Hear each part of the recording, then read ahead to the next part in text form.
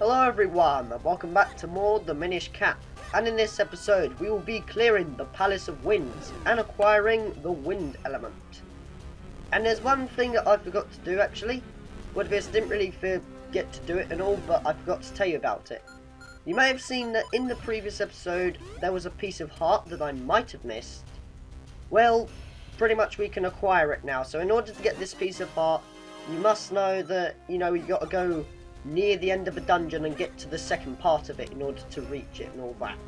So just keep note of that if you want to know where to go. But still, I guess with that I'm going to cut ahead to the top floor and I'll see you guys in a bit. Okay, now that we're at the top, we want to take the right this time and just take out these stealth bows. Well, you don't really have to, but I like to because I'm such a nice person. And this is a bit where we want to do a bit of timing. You'll see that there's a bomb going over there, going around in a square. And what we want to do is try to hit it. And this honestly gives me a good time to use the light arrows, because we could use something like a boomerang or, let's see, a bomb or something. But it's better to use our arrows if you ask me. So that's all good. Either way, what we want to do is this. This is optional, just to let you know. If you're low on rupees, I definitely recommend this. If you have something like a boomerang or a bomb or an arrow, you can hit the switch from over here and then make your way all the way back. Because when we get to the chest, you'll find that there's something that will be very useful. And since I said something about rupees, I think that gives you a hint. You will find 200 rupees. So again, if you're just low on rupees and you want to get a bit more in order to buy stuff later in the game and all that, definitely do this, as it will save you a lot of time, thrashing around in the grass and all that. And honestly, I want to use my boomerang. I rarely fight Gibdos, oh, oops. For some reason I put my sword, with my boomerang. That was really weird. But yeah, I usually never fight Gibdos, without using my boomerang, because when I did it before without having boomerang with me and all that, they were really difficult to defeat. So now I got the magical boomerang in this file, it makes it a lot easier. And this bit's optional, just to let you know again, if you want to add this portal, to teleport you here a bit faster, you can do that. I honestly should have done that in a last episode to make sure that I, didn't have to go all the way back up here again and all that. Although it didn't really take me that long, so that's alright. And give those again, so I want to use my magical boomerang and take them out. And honestly, I will say this. When I first played this game, I really did not realise that these guys here are Gibdos. Because I've seen them, in Ocarina of Time, they're a bit more scary looking and lanky. But in Minish Cap, they seem to be a bit chubby and they've got blue eyes. I don't know why, I always just thought they were these mummies that walk around and try to grab you for some reason. So in Minish Cap, I really did not know it was them. Either way with that, we want to go into here and see what's out here. Whiz roads, and really easy ones at that. Although pretty much this bit is optional, you don't have to take out the enemies. But I like to for the sake of rupees and, I don't know, it's just fun taking out enemies in this game. I guess it is in pretty much every Zelda game. But this kind of got me a bit confused when I first played this. And they expect you to do this. You'll find that there's nowhere to go, but if you poke these wall with our sword, it will make that sound. So how about we bomb it and see what happens. Indeed, it will reveal an entrance, so that makes it a bit easier. And one thing you want to do is this, is if you're getting a bit low on bombs, just push this back and you'll find that in here there'll be 5 bombs. So that's useful. Oh great, this room. This is a bit where you want to be stealthy in the game. You want to try and get past without touching any of these enemies, otherwise they will blow up and activate that switch, which will then shut the door. So let's hope I can make it through here nice and easily. There we go. So pretty much, just take your time going through there, make sure you're a bit close to the edges and all that, and you should be good.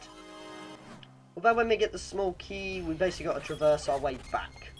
Although, luckily, when we hit the switch, it doesn't shut the other door. And I'll show you it. So basically, if I use my boomerang so I don't get damaged from the explosion, and hit the other one, it'll shut the door, but it clears a path for us to get back a bit easier. So, that's all good. And they expect you to do this actually. You'll find that these cracks on the floor look a bit suspicious. So how about we fall down one of them? And indeed, it will make us land here, where we can use our key. So let's see what's over here. Ah, this bit. I pretty much know this bit because it's basically a mishmash of all the enemies. You have moblins, wizrobes, stalfos and all that. Although pretty much it's just an area where you can explore and find extra items like kingstones and all that. So it's optional here, but I like to collect it, you know, to make life a bit easier for myself. So I'm going to be doing that. And with moblins, you know, with the magical boomerang, it makes them a little bit easier. So that's all good. So as you can see there, if you went to go get that chest, you'd find a blue kingstone. And if you're a person that just wants to get through the game nice and easily, you know, without worrying about side quests and kingstone fusions, you really don't have to do this bit, as it's optional. But still, it's up to you. And honestly, in this episode, I'm probably going to be swapping a lot of my items, as it will make it a bit easier. Like when I come across wizrobes, I have to switch back to my magical boomerang. And, you know, sometimes I use the cane of Paki, my bombs, as you can see. Except, really, I didn't have to switch it that time, so that's all good. And then, again, I have to use my Rock's Cape. And then hit him. Try to move out of the way. So yeah, I'm going to be probably switching around episodes a lot. Let's hope it doesn't put me off my commentary, though.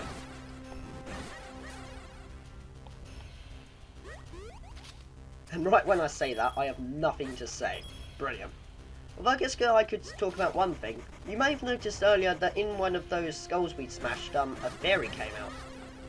Luckily, when you go out of this area and come back to it, the skulls respawn. So if you're low on health, just keep going back and forth and collecting a fairy, as it will make it a bit easier for you and all that. But still. With that, how about we just push these out of the way, because it's really suspicious how they're lined up with the tiles. And seeing what lies ahead, I guess. And honestly, this bit's optional. It's just to make sure you can get back a bit quicker. So pretty much, you know, when you see like walls or something that can be pushed, look for tiles, as it will probably indicate ones which can be pushed to get extra goodies and all that. But still. We want to make our way all the way, bouncing up these clouds. Well, pretty much jumping, but you know, I don't know. I don't really have to be precise. And take out these stalfos here. Again, it's optional, but they bring us blue rupees. So that's all good. I didn't really have much to say there. Although if you went up here, you'd find a red kingstone. So if you're after kingstones, definitely go for this one, as it will make it a lot easier. And honestly, when I did this, I thought I was going to fall down to the very bottom, but I didn't. It just puts you right on the edge for some reason. Don't know how that works, but even so. I think that's pretty much the temple done, you know, with all the goodies, the items and all that. So how about we go to the top and access the boss's room. Well, actually, let me check, see if all the floors are done. Well, no chests appear, so that means pretty much we've done everything. So, let's get on with the boss. Although they're nice enough to give you a bit of time to replenish your health with hearts and all that. Although since I got the heart container, I didn't really have to worry about it, so that's all good. Except I like breaking skulls anyway, because it's fun. I don't know. Anyway, with that, let's get onward to the boss.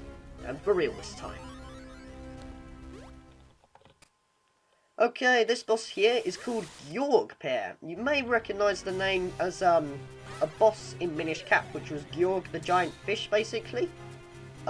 He's back in Minish Cap, although honestly, I would say he looks nothing like Gyorg in Majora's Mask. But even so, they're a pair, so that makes it a bit fun, I guess, or something. Although, this boss here is actually quite difficult. What you want to do is do a lot of times duplicating yourself, and you'll occasionally be jumping from platform to platform, trying to take out each one. Although on this one, you basically just want to avoid his tail and keep hitting the right eye. And eventually he'll bring you back here, and you basically just have to rinse and repeat. Only this time the pattern's a bit different, and the other Gyorg pair is trying to attack us. And this is the bit where he's going to shoot these things that will probably hurt us and all that. Well, not really probably, they will, but even so. And if your duplicate touches one of them, they will just lose it, and you'd have to, you know, duplicate yourself all over again. So if you want to make it a bit easier for yourself, then just keep duplicating yourself and do it at the right time.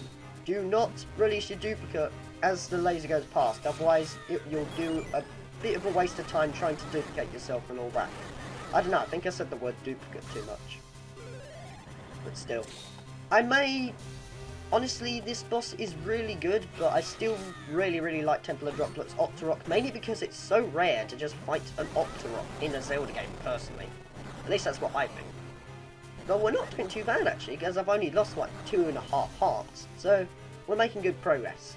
Although the phases change a bit, as you can see, this time these green birds will try to attack us. And, you know, he'll swipe his tail and all that, so we basically just want to be aware of what's going on. Although you want to be quick, otherwise, basically, you know, you won't have enough time to attack him and all that. And honestly, I've just discovered that you can jump over the birds. So if you're having trouble, you know, trying to hit them back or something, or you just don't have very good timing, then you can basically just jump over them. And I forgot to jump myself, that was brilliant. And in this bit is basically the same thing, except this time he's coming in all directions, not just from left to right. So I like how the phases change a lot here. It's honestly quite a unique Zelda boss battle if you ask me. And honestly, this boss battle is probably the only part of the game where I got a game over. Yeah, I did get a game over at least once in Minish Cap, but it was mainly this boss, because the rest of the game was quite easy. Well, actually no, I did get a game over again, but I won't reveal why. As it's mainly due to the final boss, but I won't give away spoilers to that. But now though, we want to do the final phase where basically he's just going to summon these green birds, and we want to watch out where they're going. Except I'm not doing much of a good job here. You can either jump over them or hit them with your sword. It's up to you. Just basically so that makes it easier for you. Although honestly, my hearts are really not too bad at all. In my practice bowl, I did lose a couple of hearts, so we're definitely doing a bit better here. And on this bit, this time instead of getting lasers shot at us, we instead have these green things trying to attack us. So we want to try to avoid them.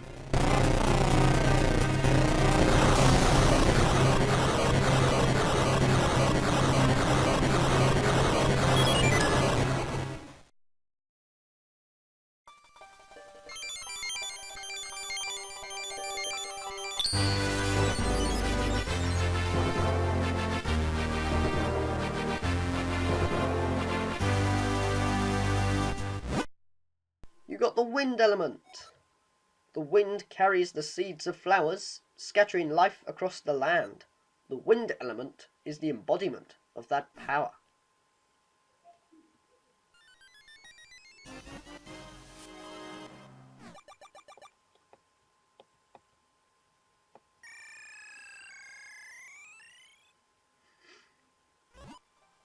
At last, we've got all 4 elements.